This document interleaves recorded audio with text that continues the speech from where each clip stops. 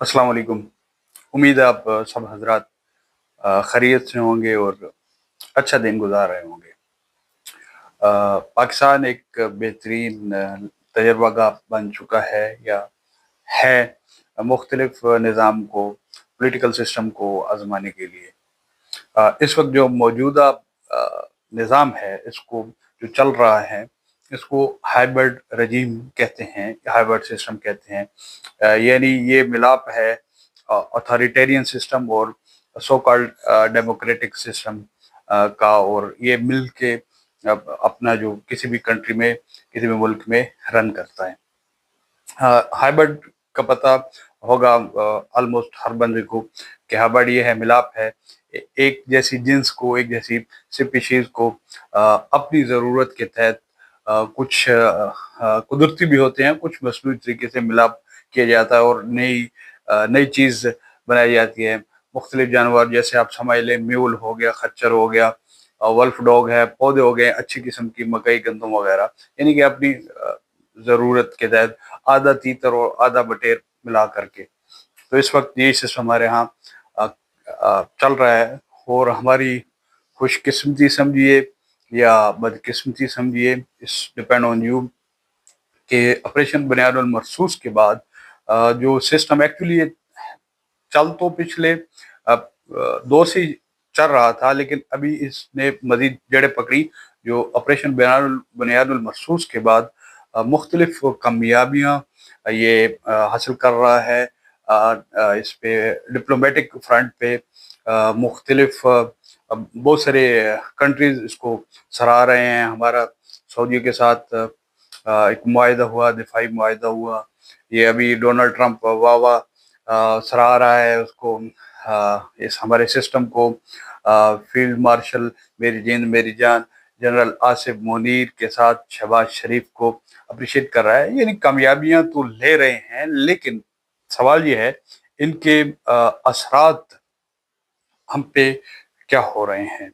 क्या आवाम तक जो कामयाबियां हैं उसका जो फ़ायदा है वो मिल रहा है या नहीं मिल रहा? क्या अंदरूनी खाना जो हमारे निज़ाम है, जो हमारी दहशतगर्दी है, महंगाई है, और दूसरी आफतें हैं, क्या उस पे कंट्रोल हो रहा है, या उसका फ़ायदा उन्हीं को हो रहा है जो 78 साल से इसके बेनिफिशरी हैं? क्या अवाम ने जिन लोगों को मुंतखब करना था या करना चाह रहे हैं, क्या उनको स्पेस मिल रही है, पॉलिटिकल स्पेस मिल रही है, या उन पे पाबंदियां और आयद हो रही हैं?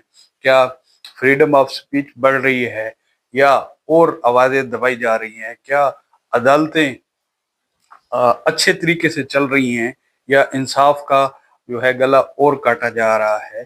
तो ये फिलहाल तक तो हमें कोई ऐसा मुस्बत पैगाम नहीं मिल रहा आवाम की जानिब से कि उससे हमें आवाम को कोई फ़ायदा हो। हाँ, अलबत्ता ये है कि मुख्तलिफ कंट्रीज़ इंटरेस्ट अपना शो कर रही हैं मुल्क में सरमायाकारी के लिए, और मुख्तलिफ मुआहदे हो रहे हैं अपने जो जो कुछ हमारे पास है, यानी कि दिफाई सिस्टम है, उसको बेचने के लिए आगे।